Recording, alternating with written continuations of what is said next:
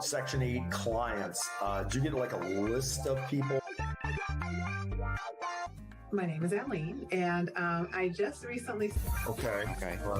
So think about your workflow. Again, I don't know how to do it.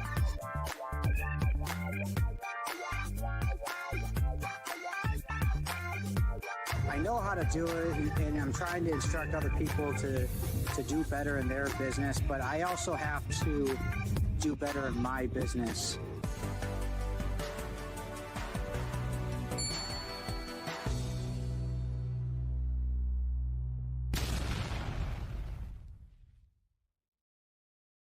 Hey everyone out there in YouTube land and our Metro Detroit off-market real estate group.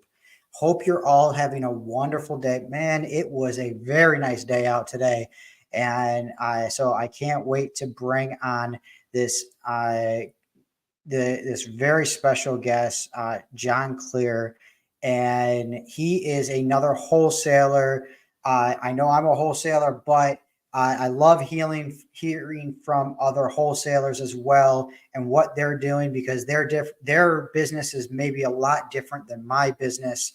But please do come join me and listen to his story. He has a lot more experience than I do. And he's actually done something that, hey, I may want to do later on too, going from residential wholesaling to commercial wholesaling. I can't wait. That's the next step. So without further ado, let me bring on John. John, how are you doing today? I'm wonderful, Randy. Thank you for having me. That's awesome. Awesome. So we got your name up here. It's called Clear to Close. Hashtag Clear to Close, because your last name. Clear to close. Yeah. I love it. Everything's clear to close.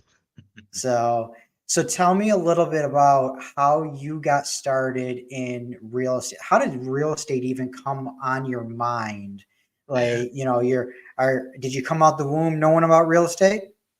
No, not at all. Everything goes back to my mother. So basically, I go all the way back to college. I was fortunate enough to have a full scholarship to college. Actually had one of the best scholarships, the Gates Millennium Scholarship, where he pays for undergrad, grad, and PhD. And in my sophomore year, my mother had gave me the book Rich Dad Poor Dad, and I like devoured that. Speak up just a little bit more. So sorry. Yeah. So my mom had like given me the book Rich Dad Poor Dad, and so I like devoured that book. So it like warped my mind in a good way. It had turned upside down everything that I had been taught. I had been taught to get good grades. I graduated high school magna cum laude, and I had a full scholarship. And I was planning on becoming an industrial engineer. And the good thing real quick, can you locate your microphone? It sounds like you might be closing it, like covering it up or something. No. Okay, you sound good now. So yeah, I don't know. Okay. Yeah. All right. So sorry. Go ahead and finish up. Yeah. So basically, sophomore year, I read the book Rich Dad Poor Dad. It was dope, and I decided to drop out of college. And even with a full scholarship, just made my mind up a long time ago that I never wanted to like work for anybody else. I wanted to do my own boss. And college was great, but it kind of taught you how to work for somebody else. I just never was with that. Yeah. So you went to college, and one thing that I have this feeling, like everybody's like, go to college, have that exact same work mind frame, go to college, get a good job, do it until you retire, and then that's about it. The Rich Dad Poor Dad, I read the same book. I understand exactly how you feel on that and the entrepreneurial spirit. But one thing that I gotta say, and I think you can probably agree with me, is college, one thing it teaches you, whether you go and drop out, it doesn't matter. You still learn it. Is how to learn. Right. It's not what you're learning in college. It teaches you how to learn. Absolutely. Absolutely. So now you can get that from community college too. You can get that from, you don't have to go to a university level and spend a whole bunch of money, but teaching you how to learn, and that right there will help you, and I'm sure that helps you as well going forward, right?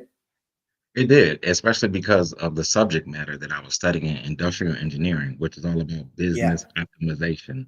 So how do you do, like how do you achieve the maximum results with the, least amount of input?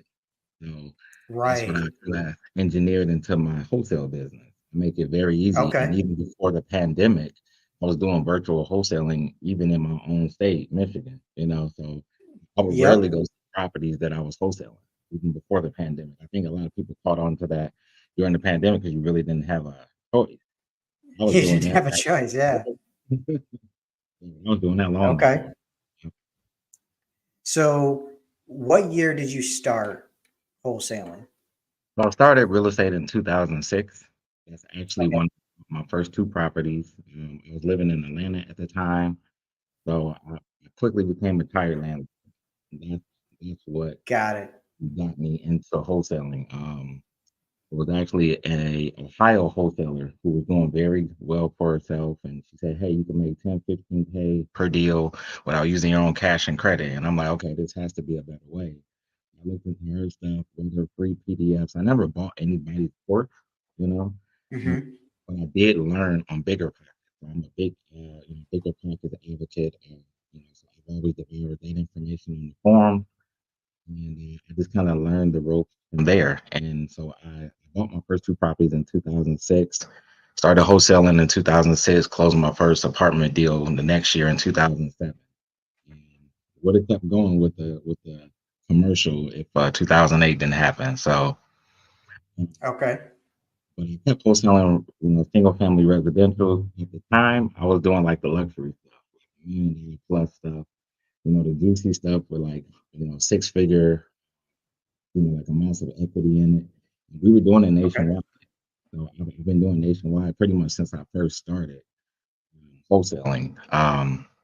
So even though I was in Atlanta at the time, I was selling deals in Texas and Florida and Arizona, Tennessee, and then I had to ramp things back up after 2008. Because a lot of my contacts at the time, they were millionaires on paper, but a lot of them were underwater, on their properties. So a lot of them went back to 9 to 5s. Me, because I wasn't underwater, I could keep going, right? And that's the beauty of Mm-hmm. wholesaling. Like, even though you're not buying and holding, you get chunks of cash, and you can find deals, whether it's a buyer's market or a seller's market. You can always find deals. Right. So, and that's the good thing. Yeah, like you said, it's a good thing about wholesaling. You can easily adjust on the fly versus Hmm. you're a buy and hold or you're a fix and flipper. There's probably a good 3 to 6 month overlap between, and you're probably losing money, you know? Absolutely. So, yeah. So with wholesaling, you can pick up on the markets, the state of the market pretty fast based on who's buying what and so on and so forth. Um, Now, it's not to say that, you have to, just say, okay, I'm just going to do with whatever my buyers say or do this, that. You still have to look at where interest rates are going, still look at the news, unfortunately. So, Hmm. um, but so as you were going, you went through this 2008 crash, you went through all that as wholesaling. Did you ever start going back to being landlord? Because you said you started off being a tire landlord. No, no, no, no, So no. So I basically kept wholesaling. I decided a long okay, time ago that I don't care what age I am, I'm always gonna wholesale. It's just okay, like a concept that clicked for me a long time ago. A lot of mm-hmm. people start as bird dogs or wholesalers, and then they want to graduate, to fix and flippers and buy and hold. And to me, Yeah, it's not really a graduation. Like I know a lot of guys that lost their shirts fixing and flipping. It is yep. pretty risky if you don't know what you're doing. And I've never lost my shirt wholesaling. I never will. which is good. I mean, the most Yeah. you're going to do losing your shirt wholesaling is you're going to lose either an EMD if you put down the EMD, you Right. know. Um, Now, unless you try to wholesale it where you do close on it and then that's the only time you're going to lose a significant amount of money, you know. So If you that's do it like wrong, yeah. if you do it wrong, Do it wrong, that's right. If you do it wrong. So, so up until like going through the 2008, 2009 crash, you're still wholesaling, you're all doing residential at this time, right? When did, Yeah, so I did that sorry, one deal in 2007. That was a okay. 40, yes, I think that was a 44 unit in Arlington, Texas. And Okay.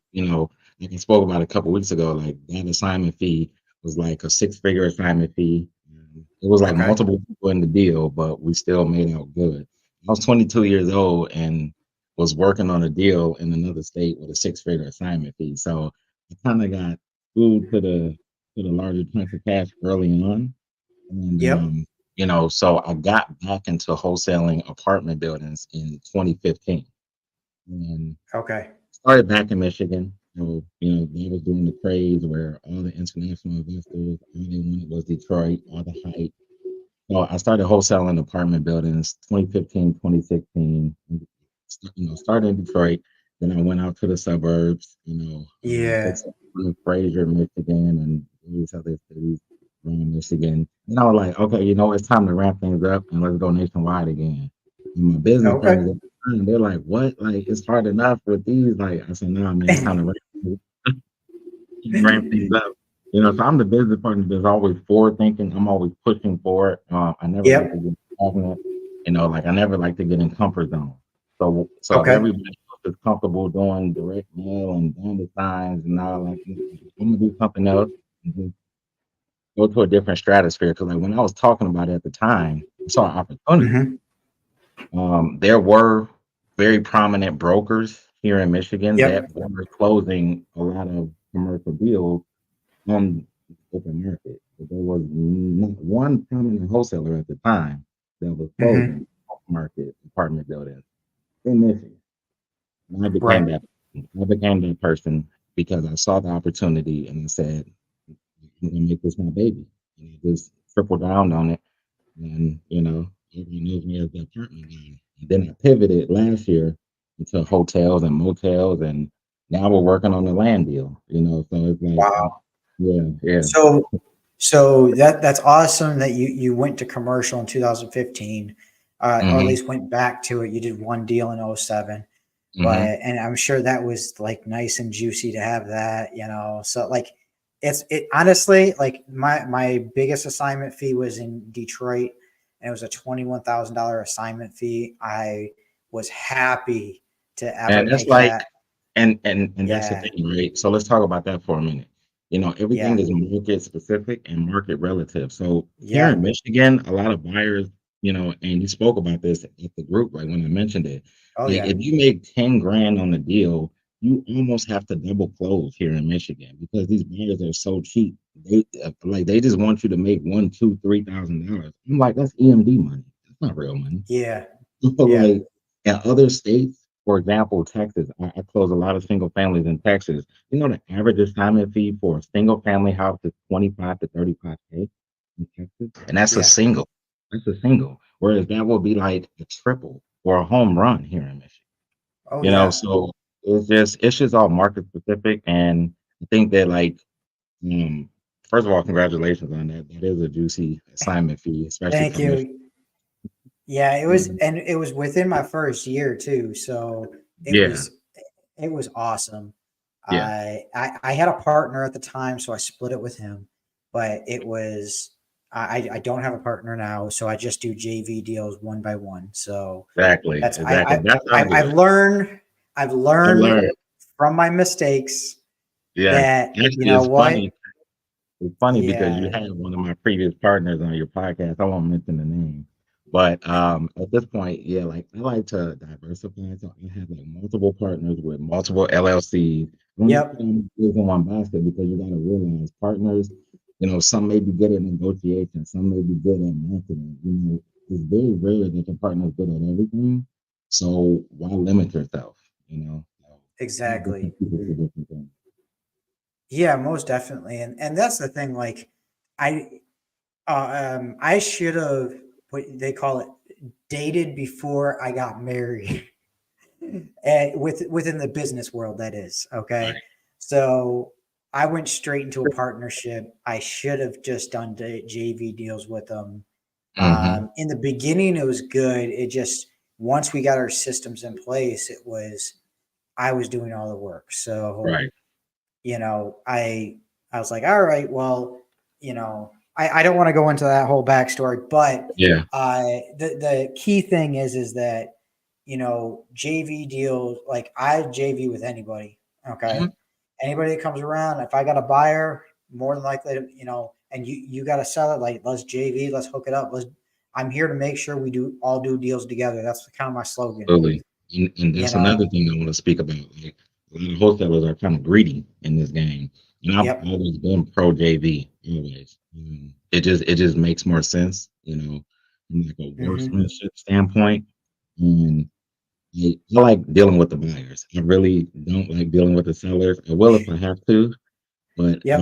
so I like to have partners that like bring me a deal, and that's usually the case. Yeah. And like, when it comes to this ball, like with my network, I can just pull it, you know, so for Yeah, people and who I'm pretty good with dealing with the sellers, and I'm good with dealing with the buyers, to be are honest. good, yeah, yeah, So the good thing is that I get new people that come in, and they're like, well, are you coaching? Are you doing it? I go, bring me a deal, JV with me.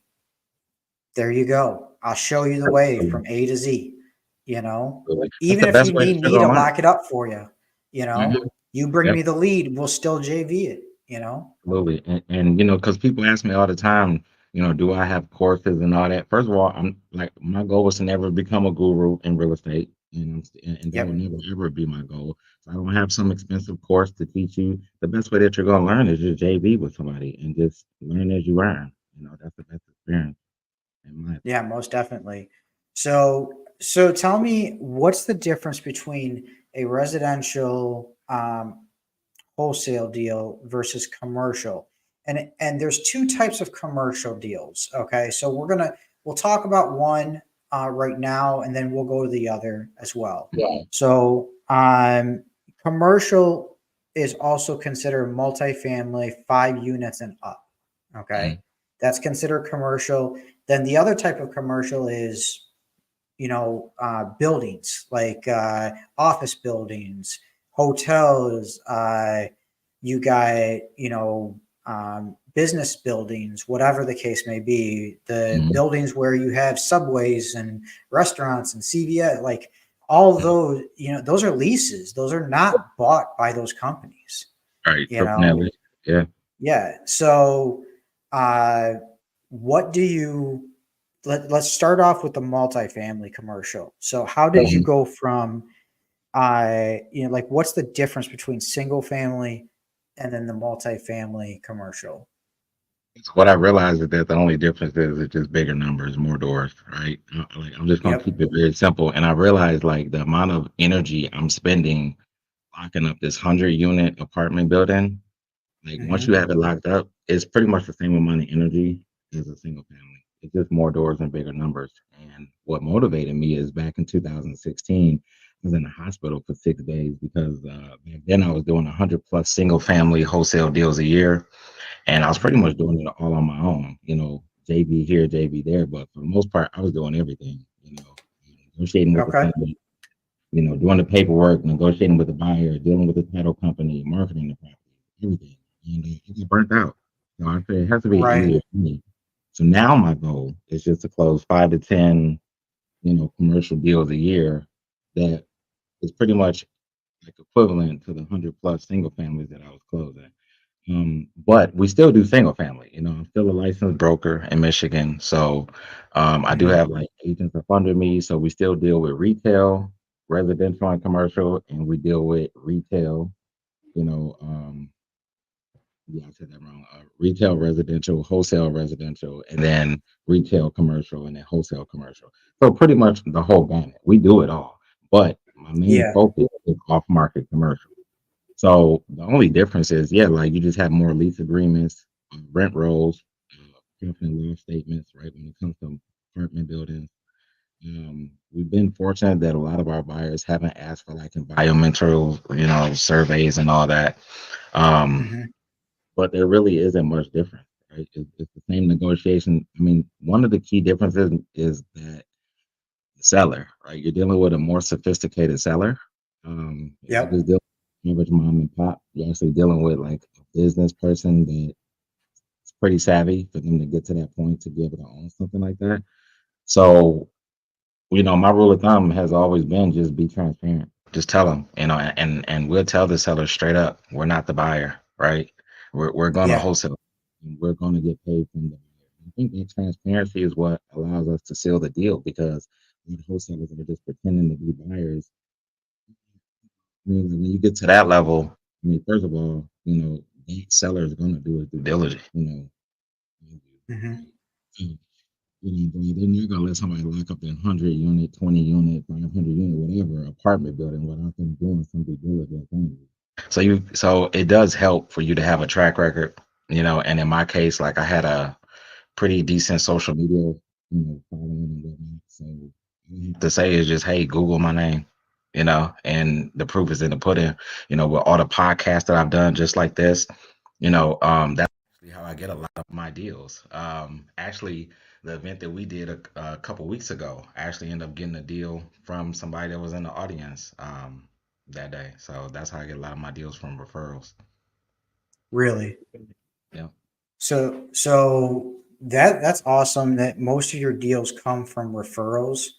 Hmm. And so how do you go about talking to the seller about like, hey, you're going to do this, and then do they see your assignment fee? I know on single family there's a seller side and there's a buyer side, and the buyer sees it, Hmm. but the seller doesn't necessarily need to see it. You know what I mean? Hmm. So with these commercial deals, does the seller see it? Do they care? And then that's one question. And then and same thing with the buyers. Do the buyers care? Hmm. And then also the do you see yourself, because they're a more sophisticated seller, locking up more creative deals?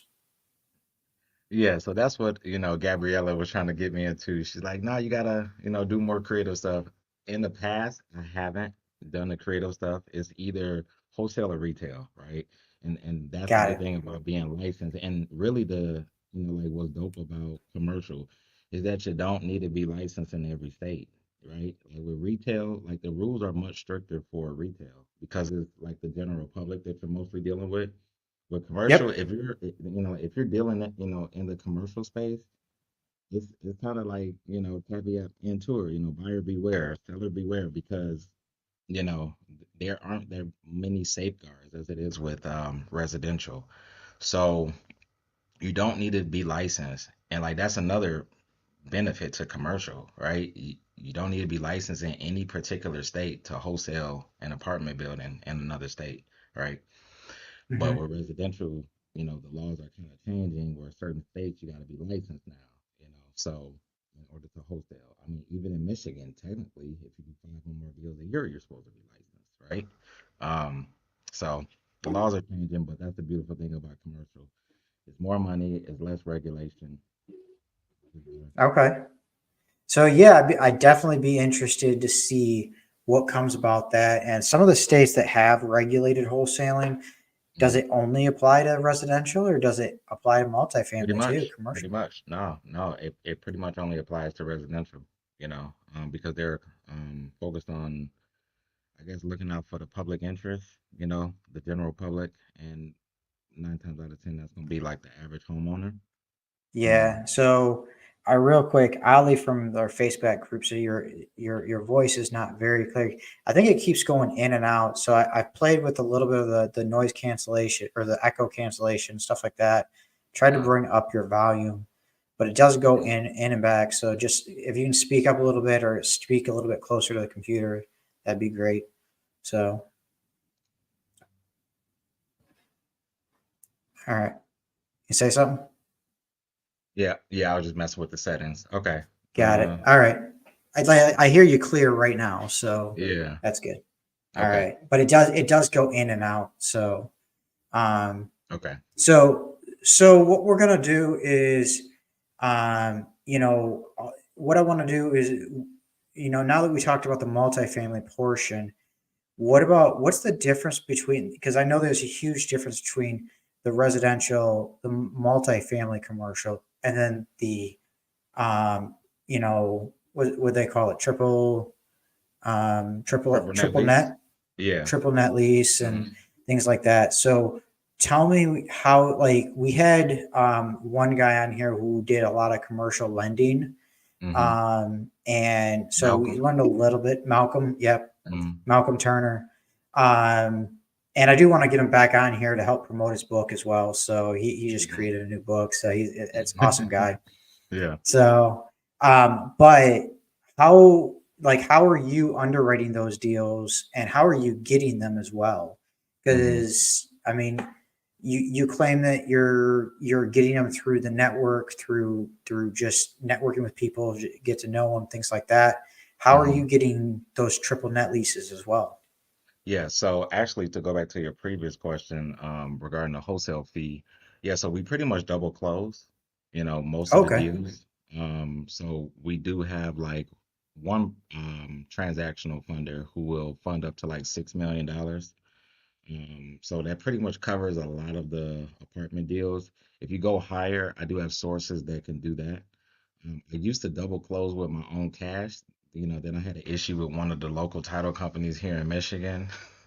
They accidentally yeah, gave me funds to another wholesaler.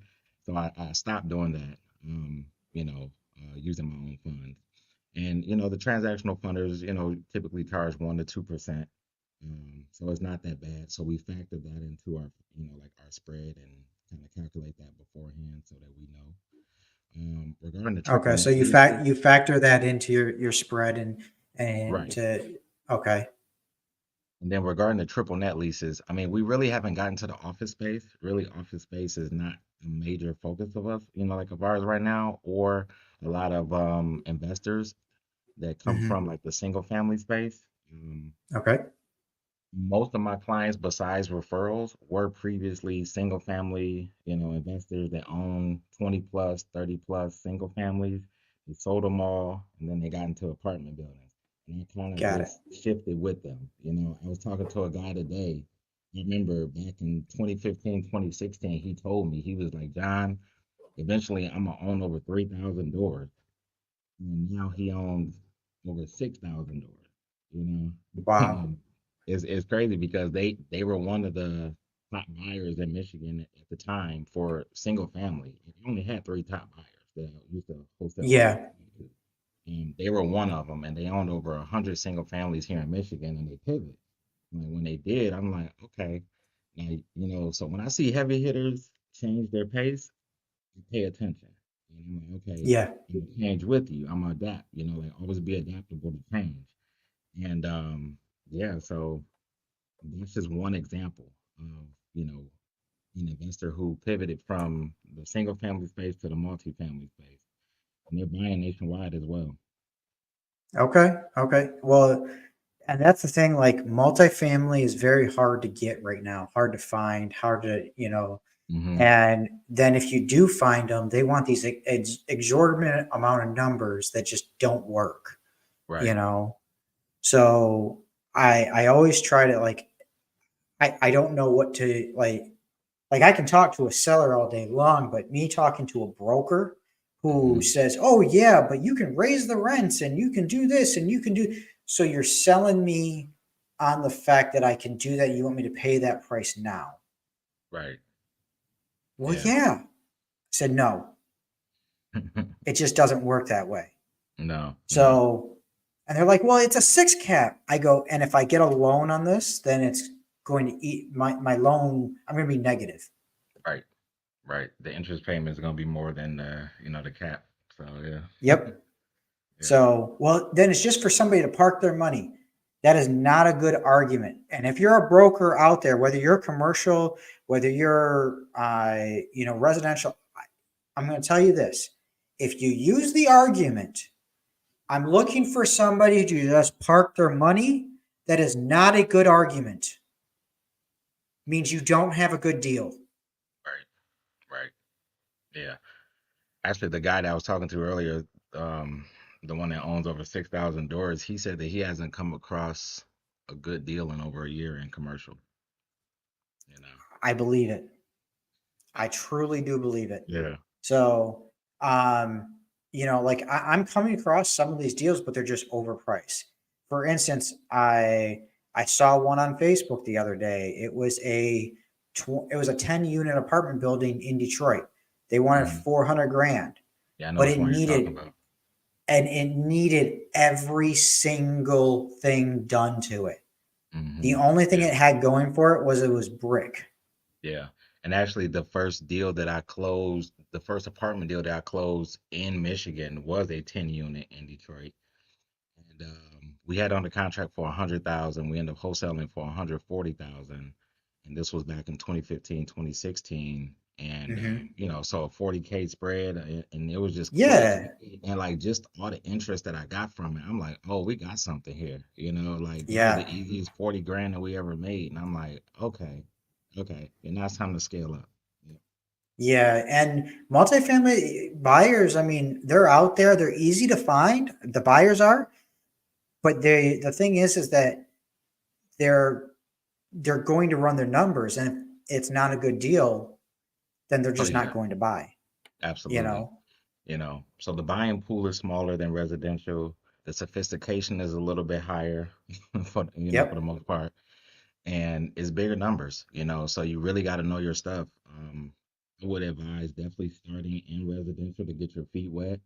Wouldn't advise just jumping right into apartments. I mean, like, even if you do, it's nothing wrong with that. Like, I have some guys that will inbox me, like, like they saw one of my videos and they closed their first apartment deal, and these are young guys in their young 20s, and like they inbox me like a copy of their check, and I'm just like, wow. And they're like, yeah, man, like I saw your video and I would have never thought this was possible. I mean, it's possible, right? But I would say just learn the basics, know your market. If you have the, like the money, get CoStar. Get CoStar, because CoStar, even though it's pricey, it's so worth it. Like as far as comps and just market data, it's kind of like the granddaddy of all the other software programs. So I definitely So real quick, because you were fading in and out. So the program, the software they said was CoStar. Okay. CoStar is very pricey. I get that, but it's according to John here, it's 100% worth it. Okay. So definitely it's like the MLS for MLS data for commercial properties. Okay. So with that, like you're coming across these, how many are you coming across a day, a month? Like, I mean, how many deals are you closing right now? So I don't really count the residential stuff, even though we're still closing residential nationwide. Like at the end of the year, I only count the commercial. So, so last year we closed 8 commercial, and that was a great year for us, because not only did we close apartment buildings, but we did hotels and motels as well. So that was a new space for us. We see that the demand is there. These were like 8-figure deals, over 10 million, and the buyers are still out there. I mean, the buyers are still out there. So the sky's the limit. The sky is definitely the limit. And now, like I mentioned earlier, we have our first land deal. Well, I've actually closed a land deal earlier, but it took months. This one, the seller's kind of under the gun.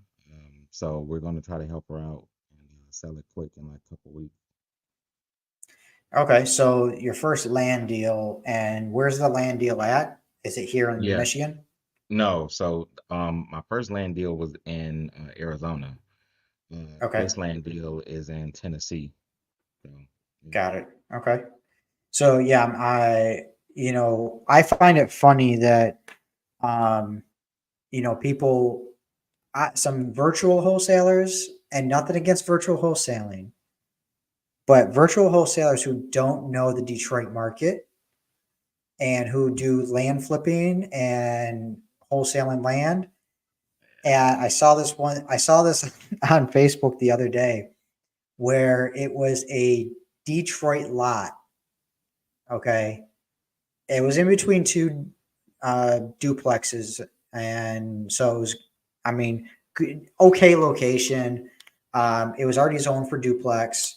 It was already zoned for 2-family, and they're looking to try to get like $35K for it.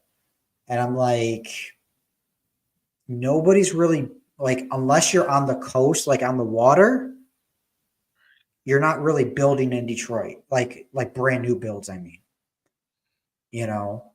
and if you are, then you're probably only going to pick it up for like $5,000, maybe less. Right. Yeah. I'm definitely not trying to do land here in Michigan. So now where land, I mean, there are great spots in the suburbs, land, like I see like in Hazel Park, Ferndale, like lots get sold and people build right there because the ARVs are there. Well, yeah, those areas, but the problem is when you have the problem is when you have an ARV of under $100,000, you can't build a house for under $100,000. Right. Unless it's like a tiny home. And you're not going to put a tiny home. You're not going to cash flow from it. You're not going to nothing like that. So, so where else are you? Have you done a lot of deals in Michigan lately with your commercial stuff, or is it mainly out of state? Mainly out of state. Like my number one state right now that we're wholesaling in is Texas.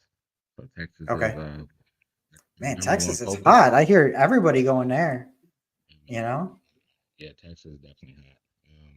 It's just so much land and houses there. It's just, I mean, they're still building new houses. It's crazy, and the cost of living is not that bad. So it's a great state to wholesale in. Most definitely. So, I one thing I like about Texas is there's no state tax. So if you work there, there's no state tax, and you live there. Yep.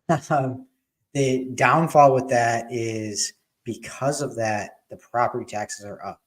They're a little bit higher. Yep. High property taxes. And the same thing with Florida. So if you go down to Florida, it's going to be the same way. Property taxes are up, and because there's no state tax. Right. No state income tax. Yeah. So going throughout these years. Now, are you from Detroit, or did you just pass on through? Like, where'd you grow up? Detroit. Yep, West Side. Yep, West Side. Okay. Yep. All right. What part of the West Side? 6 Mile. Okay. Yep. Nice. Yeah, I grew up in. I can't claim East or West Side because I grew up in Ferndale at 8 Mile Woodward. Okay. And Woodward's the dividing point between East and West. I'm like, well, I lived on the East, but I went to school in the West, and Yep. So literally, I lived 5 blocks. I grew up 5 blocks off of 8 Mile in Ferndale. This was before it was the Ferndale you see now. So I graduated in 2002. So I'm an old motherfucker. So graduated in 2002. Oh yeah. Yep. All right. Yep. There we go. Yep. So, and so I went there. I went to all Ferndale schools there, but like I grew up. They call it the poor side of Ferndale, So, and like I was there when they had Softball City and the State Fair, and I used to sneak in there when I was a kid and all of that. Right. So, but I love Detroit, man. I do, because I know it like the back of my hand, unfortunately, or fortunately. So there's a lot of people that come through and they ask like, exorbitant amount of money, and like as far as for deals, because they're doing comping the traditional way. Comping in Detroit is nothing but, it's not traditional. It's neighborhood by neighborhood, block by block, and you really have to ask somebody who knows about Detroit. There are some places where I can't put a value on anything because maybe I haven't sold anything in that area or anything like that. So Yeah. or I'm going to be way low because the numbers that I've seen previously, that previous sold, it's not worth it for an investor. Right. So, Yeah. I mean, like but if so what do I mean, like, you think about what do you think about Detroit commercial versus mm, everywhere else in the so country? I think it's deal still to be had because we have so many vacant properties here, right? And like Yep. when I was mainly wholesaling in Michigan, as far as commercial, I mean, I did the tenant occupied stuff, the value add stuff, the pretty stuff, and surprisingly, I sold a bunch of buildings that were totally vacant, like Mm-hmm. fire damage. I mean, I pretty much sold it all, even though the vacant stuff is harder to sell. And the funny thing is, a lot of my buyers, when they would buy it, no one wanted Mm-hmm. to do the full rehab on it. So, like, if I sold it to a guy, he may do the roof, and then he's ready to resell it to the next guy. And then he may do the drywall and all this, and then he's ready to sell it to the next guy. So it's very rare that I sold a vacant building and the buyer actually fully rehab the building. These Okay. guys are like, okay, I could just invest 100 grand, make 300 grand, just reselling it. I'm just gonna do that. Right? Got Yeah. it. Yeah, and I tell people like if you're gonna get into Detroit commercial, you're gonna have to do probably a full rehab on some things. Yeah. So it's just unfortunately that's how it goes. But we need to get them priced right and kind of go from there. So, do you have a number, a cap number, or anything like that you go by for certain areas? Like, how do you figure out because you're working all over the country? How do you Mm-hmm. figure out the right pricing for Mm-hmm. all of this? CoStar, right? CoStar gives you the market data. It tells you like, okay, Okay. the average cap rate in the country is, 8%, right? We'll just say that, right? Yeah, yeah. Or for a target market because different states have different, cap rates. So when I was focusing on Michigan, I knew the magic number was 10%. If I could get over 10% cap, I knew it was a deal, right? Yep. Yep. And guys that's in New York and Cali where they're happy with 3 and 4% cap rates, if I'm telling them I got a deal in Michigan for 10% cap, I mean, that's just like mind blowing to them. So they were a lot of Hmm. my buyers. When I started doing commercial, a lot of my buyers weren't here in Michigan. They were from other Right. states, because of the high, capitalization ratio that we get here. But if I'm going to another state, let's say I want to wholesale in Alabama, first thing I want to do is go to CoStar, check out the data. What's the market trends, right? And just look at the market trends for like the past 6 months to 18 months and Hmm. just see like where a property's trading at. And if I can get a deal at or above that average trading number, then I know that I have a deal, right? So if, Right. if the average market is trading at 7%, I get a deal at 9%, I know it's a deal. That's awesome. So Yeah. if if you come across all of these deals, you come across all these deals that you can get at a decent rate. I mean, are you the one talking Mhm. to the seller to try to lock it No, up, or do you have a team? yeah, I have a team. I've never really done a VA thing. All my guys are like mostly here in Michigan. I have one guy out in Tennessee. So I have people kind of spread over, Okay. over the US. But they're all investors. They all know how to deal with sellers. I mean, if I have to, I'll deal with a seller. I'm not opposed to it. It's not my cup of tea. Like I would much rather deal with the buyers. But like you do Okay. what you have to do. But yeah, I definitely have a team. And plus, since by me being a broker, I have a whole team of agents that I could just say, hey, Yeah. call this seller. So yeah. Yep. So I'm glad that you brought that up for as far as being an agent. So you're actually your own broker. Is that right? hmm Correct. Yeah, Okay. broker owner. Yeah. So what made you decide to get your realtor's license and then eventually become a broker? Yeah, so it was actually one of my title company reps. It was around, so I got licensed in 2016. 2016 is like a banner year. A lot happened that year. Hmm. I got my real estate license in 2016 because the title company rep that I was working with at the time, she saw my deal flow and she's like, man, you're closing a lot of deals. The laws are changing in other states. I think you should just Yep. get licensed. Like, even if you don't want to do retail, which I had no desire to do retail, Right. 3 and 6% just doesn't motivate me. So it never has. Like, but she said just go ahead and get licensed, and I'm glad that she made me do it. And then in 2020, I got licensed as a broker, really, because I just wanted to just separate myself from other wholesalers. A lot of wholesalers don't have Hmm. their brokers licensed, so I like to try to separate myself however I can.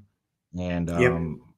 like I was already an agent for 4 years. In Michigan, you need to be an agent for at least 3 years in order to get your broker's license. So I said, hey, what the heck?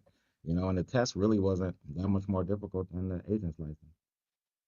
That's awesome. And then one thing I you've already said it once on here, but I want to reiterate this to everyone out there is I heard him talk at an event, and that's why he's here today, by the way. So thank you for coming on. Hmm. But when you see everyone going one way, okay, and you see the crowd going that way, and you're tempted to go with the crowd, right?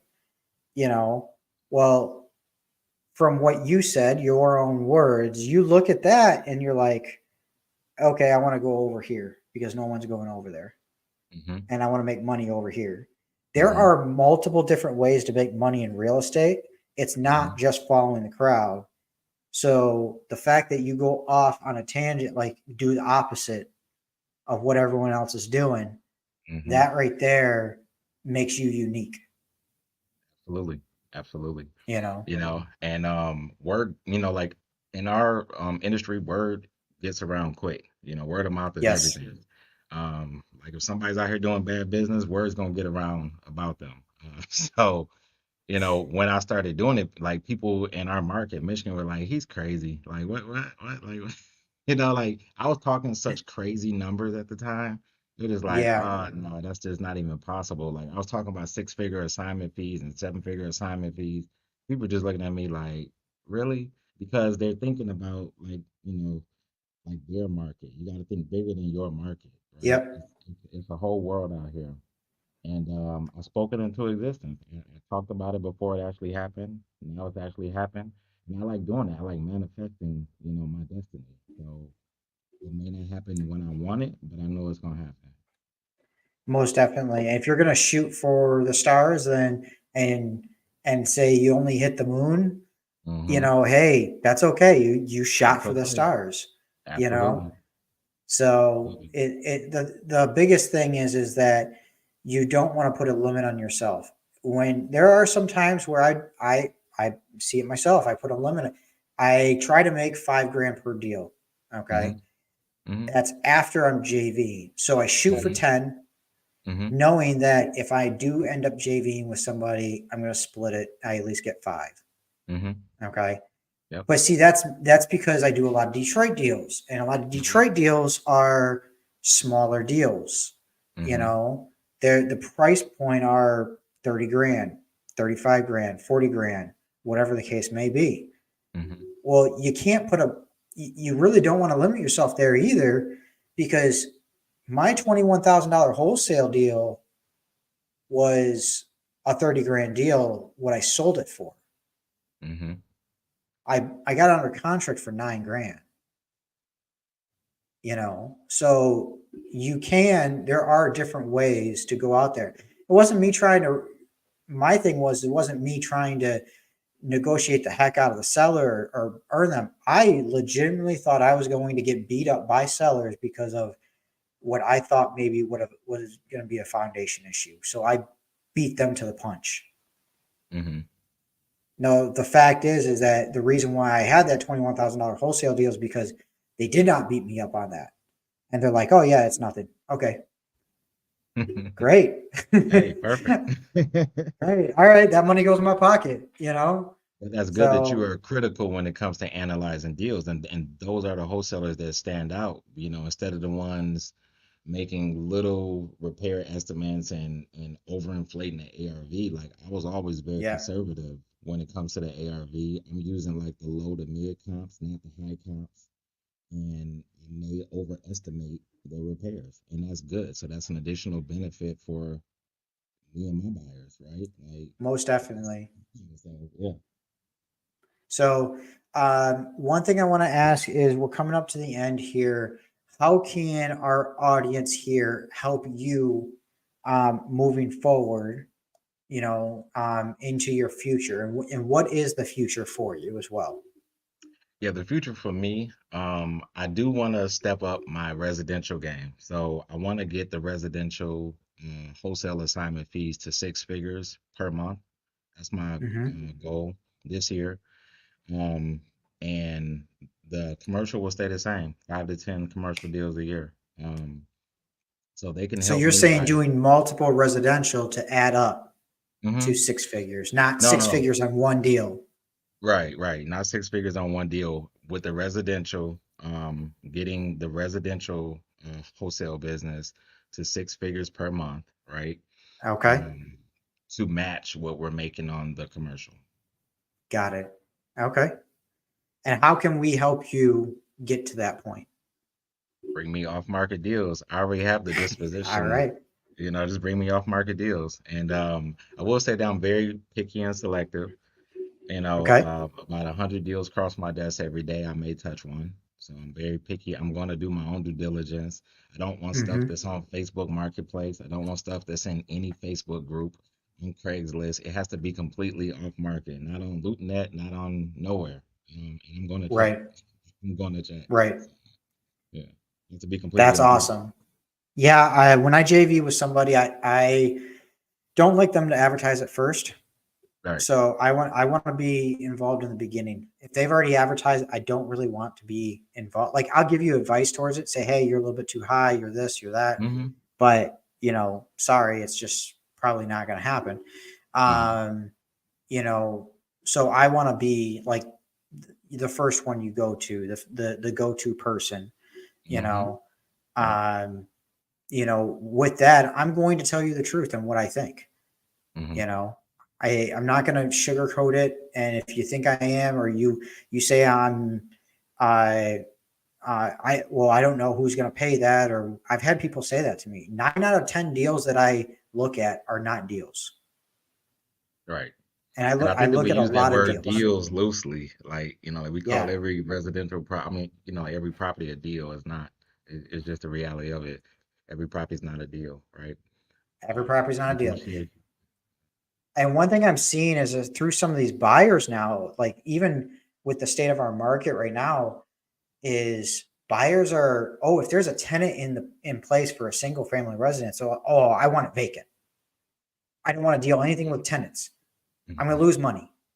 Mm-hmm. Mm-hmm. And I'm like, I'm looking at, because I've been doing this. This is my 4th year doing Mm-hmm. this.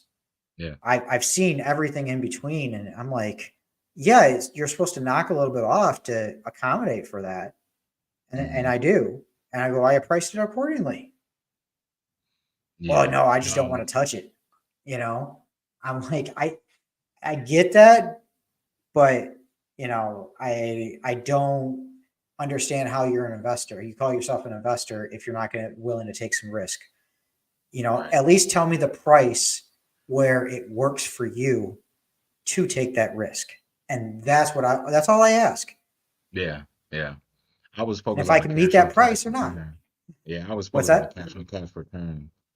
Yeah. So if it's tenant occupied, the first thing is it under market rent or at market rent? A lot of times it's gonna be under. Okay. Oh yeah. Then the next thing is, okay, the lease duration. Is that tenant month to month? Are they on 1 year lease or what? And if they're month to month, that's gravy because you can raise the rent, and if they don't want to do it, replace the tenant. Yeah. Like I have So one right now. I have one right now on the 48235. It's on mhm, Hartwell. Yes, it's way under market rent. It's $700 a month, but she's paying. It's a month to month. Okay, and it's a great fix and flip area. We're asking 49.9 for it right now. I'm like, shoot me an offer. See what we can do. And I've had like 4. Like, there's other investors that are interested, of course, but at least 4 invest. Oh, if this was vacant, can you make it vacant at closing? Can you do that? If I were to do it, I'd be asking more. I'd be asking at least $5,000 more if it would be vacant. yeah, that's So very Yep. Yeah. I mean, ARVs are about 150 right now. And, but anyways, I don't want to get into, I'm not here to talk about my deals. I'm not here to push it. I'm here to just give as much knowledge as possible. So, with that being said, we are to the end of the podcast. If anybody has any questions real quick, put them in the chat. We can answer the questions live here. Otherwise, we can put them in the chat if you're watching the replay, and we'll answer them later on. So, what is next for you? Are you planning on staying in Detroit, as far as staying in the Detroit market and living in Detroit, or are you planning on going still all over the country and traveling? So traveling. I love traveling. So my goal is to move to Texas later this year. And Okay. I'm still going to have my brokerage here in Michigan, right? I don't need to be Okay. here in Michigan to run my brokerage. My agents, they're like self-sufficient. They don't need any hand holding, and those are the type of agents that I'm looking for. And just dominate the commercial off-market space, and then build back up my residential, but not here in Michigan. To me, I've already accomplished everything I wanted to do in Michigan on the residential Okay. and commercial side. No more real goals left in Michigan, but I Okay. do have goals outside of Michigan. That's awesome. So, all right. With that, why don't you stay on here? We'll talk in just a few minutes, and Hmm. I'm going to close this out. So, hey, everyone, thank you for joining me. And thank you for joining us on here. I really do appreciate you guys coming on here and watching this. Sorry for the audio. Do watch the replay. I'll try to fix that audio in post if I can. We'll see what we can do. But he has some great nuggets. I think what I'll do is, if I can't fix the audio, I will put on captions so that you can read it at least on the replay. So do watch out for the replay, and we'll go from there. So without further ado, let's all do deals together.